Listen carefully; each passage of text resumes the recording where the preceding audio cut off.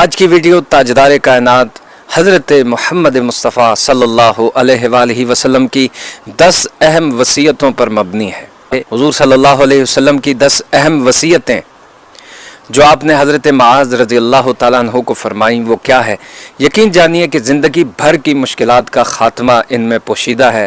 تمام تکلیفوں اور پریشانیوں، رنج و الم، دکھ اور ہر قسم کی روحانی مشکلات کا علاج ان اہم وصیتوں کے اندر ہے۔ یہ پرسکون زندگی گزارنے کا ایک بہترین نسخہ ہے جو سرور عالم صلی اللہ علیہ وسلم نے ہمیں دیا ہے۔ ضرورت اس بات کی ہے کہ اسے ہم سمجھیں، سمجھ کر اس پر عمل کریں اور دوسروں تک اسے پہنچائیں۔ اللہ تعالی ہمیں اس کی توفیق عطا فرمائے۔ حضرت معاذ رضی اللہ تعالیٰ عنہ روایت کرتے ہیں کہ مجھے نبی پاک صلی اللہ علیہ وآلہ وسلم نے ارشاد فرمایا کہ اے معاذ، میری ان 10 باتوں کو ہمیشہ یاد رکھنا اور ان پر عمل کرتے رہنا۔ اگر تم ان پر عمل کرو گے تو دنیا اور آخرت کی کامیابیاں اللہ تمہیں عطا فرمائے گا۔ پہلی بات یہ ہے کہ اللہ کے ساتھ کسی کو شریک مت کرنا، نہ اس کی ذات میں نہ اس کی صفات میں، اور اسی کی ہی عبادت کرتے رہنا۔ اگرچہ کوئی تمہیں قتل کر دے یا اگر تمہیں کوئی بھڑکتی ہوئی آگ کے اندر پھینک دے اور تم جل جاؤ، جل کر راکھ ہو جاؤ، پھر بھی کلمہ توحید سے پیچھے مت ہٹنا، پھر بھی اللہ کی وحدانیت پر ایمان رکھنا اور عبادت کے لائق صرف اسی ذات کو سمجھنا۔ دوسری وصیت فرمایا کہ ہمیشہ والدین کی نافرمانی سے بچنا، کیونکہ والدین کی نافرمانی اللہ کی نافرمانی ہے۔ اگرچہ تمہارے والدین تم سے یہ تقاضا کریں کہ اپنی بیوی کو طلاق دے دو یا اپنے سارے مال کو خرچ کر دو تو اس میں ہچکچانا نہیں۔ اگر تم اللہ کی رضا پانا چاہتے ہو تو اپنے والدین کو راضی رکھو۔ اس میں ایک بات یاد رکھیے گا کہ والدین کی ڈیمانڈز اپنی اولاد کے لیے جائز ڈیمانڈز ہوں، جائز تقاضے ہوں جو اولاد پوری کر سکے۔ ایسا بوجھ والدین کو بھی اپنی اولاد پر نہیں ڈالنا چاہیے کہ جسے وہ اٹھانے کی سکت نہ رکھتے ہوں اور جس کی وجہ سے وہ آزمائشوں اور پریشانیوں کا شکار ہو جائیں۔ بہرحال نیک اولاد وہی ہے کہ جو اپنے ماں باپ کو راضی رکھے، خوش رکھے، ٹھیک ہے جی۔ اگر والدین اپنی اولاد کو کہیں کہ شرک کو اپنا لو، یہ بات ان کی تسلیم وہ نہ کرے، اور خلاف شرع کوئی بھی کام والدین اگر کرنے کا حکم دیتے ہیں تو اولاد کے لیے ضروری نہیں ہے کہ ان کے اوپر عمل کرے، لیکن اس کے علاوہ جو جائز باتیں ہیں اور جو جائز تقاضے ہیں، ان کی خدمت ہے، ان کی خبرگیری ہے، ان کے حقوق کو پورا کرنا ہے، اگر اس میں نافرمانی اور سستی ہوگی تو یہ اللہ کے غضب اور اس کے عذاب کا سبب بنے گی۔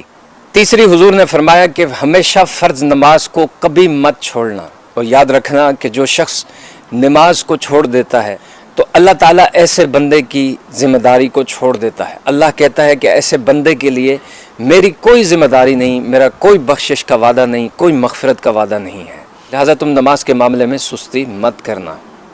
چوتھی بات حضور نے فرمائی کہ شراب مت پینا اور نشہ مت کرنا، کیونکہ شراب اور دیگر نشے جو ہیں، نبی علیہ الصلوۃ والسلام نے ارشاد فرمایا کہ یہ ہر برائی کی جڑ ہیں، اور شراب انسان کو بے حیائی کی طرف لے کر جاتی ہے، اللہ کی نافرمانی کی طرف لے کر جاتی ہے، لہٰذا اپنے آپ کو شراب سے اور دیگر نشوں سے بچا کر رکھنا چاہیے۔ حضور صلی اللہ علیہ وسلم نے فرمایا کہ تم اللہ کی رضا کے لیے دشمن کے ساتھ جنگ کے اندر لڑ رہے ہو، اللہ کی رضا کے لیے، تو کبھی بھی پیٹھ دکھا کر بھاگنا نہیں، گرچہ تمہارے ساتھی شہید ہو جائیں، ہلاک ہو جائیں، تم بھی شہادت کو قبول کر لینا، لیکن دشمن کے سامنے اپنی پیٹھ نہیں بلکہ اپنا سینہ کرنا، یہ ایک مومن کی شان ہے، سبحان اللہ۔ حضور صلی اللہ علیہ وسلم نے اہم وصیت فرمائی کہ وبائی امراض سے کبھی بھی بھاگنا نہیں بلکہ اس پر صبر کرنا، اور جس علاقے میں، جس جگہ پر اگر وبائی امراض پھیل جائیں اور تم وہاں پر موجود ہو تو اس جگہ سے، اس علاقے سے باہر نہیں نکلنا، اس علاقے سے باہر نہیں نکلنا۔ جیسے کہ ہم سب جانتے ہیں کہ 2 برس پہلے دنیا کو کرونا نے اپنی تباہی کی لپیٹ میں لے لیا اور کتنی اس سے ہلاکتیں ہوئیں۔ جو بیماری نبی پاک صلی اللہ علیہ وسلم نے فرمایا کہ پھوٹتی ہے، پھیلتی ہے، جہاں پر تم ہو اگر وہ بیماری ہے تو وہیں پر رہو، وہاں سے صحت مند لوگوں کے بیچ میں نہ جاؤ، اس علاقے میں نہ جاؤ جہاں پر وہ بیماری نہیں ہے، کیونکہ ہو سکتا ہے تمہاری وجہ سے بیماری کے جراثیم وہاں پر منتقل ہو جائیں۔ تو حضور صلی اللہ علیہ وسلم نے فرمایا اگر تم صبر کرو گے طاعون جیسی بیماری اور وبائی امراض کے اوپر اور اسی علاقے میں رہو گے، اگر موت آ گئی تو شہادت کی موت ہوگی، سبحان اللہ، اور اگر صحت مل گئی تو اللہ تعالیٰ بڑا غفور الرحیم ہے، کہ ایک بیمار شخص جب اپنی بیماری گزار لیتا ہے تو وہ سارے گناہوں سے پاک ہو جاتا ہے، سبحان اللہ۔ 8ਵੀं वसीयत नबी पाक सल्लल्लाहु अलैहि वसल्लम ने इरशाद फरमाया कि अपने घर वालों पर अपनी हैसियत के मुताबिक खर्च करना। याद रखना कि अपनी बीवी बच्चों पर, अहलो अय्याल पर, जिन जिन की ज़िम्मेदारी तुम्हारे कंधों पर है, उनके ऊपर खर्च करने में कभी कंजूसी का मुजाहरा न करना, बल्कि अपनी हैसियत के मुताबिक उन्हें अच्छा खिलाना, उन्हें अच्छा पिलाना और उनकी अच्छी खबरगिरी करते रहना, क्योंकि ये अल्लाह रब्बुल इज़्ज़त का तुम्हारे ऊपर बहुत बड़ा हक़ है।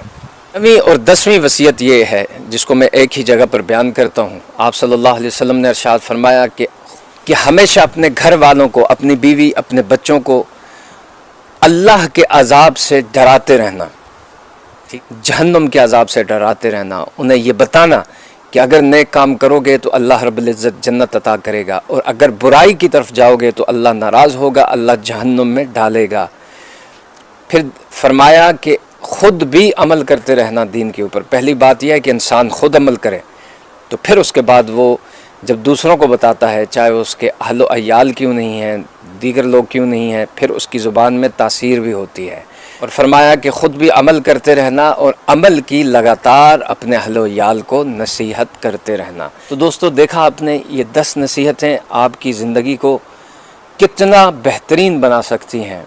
आपकी ज़िंदगी से तमाम मुश्किलात, तमाम परेशानियों और मसाइब का ख़ात्मा इनके ज़रिए से मुमकिन। अल्लाह हमें इस पर अमल करने की तौफ़ीक़ अता फ़रमाए। वीडियो पसंद आए तो इसे लाइक और शेयर दूसरों के साथ ज़रूर कीजिएगा।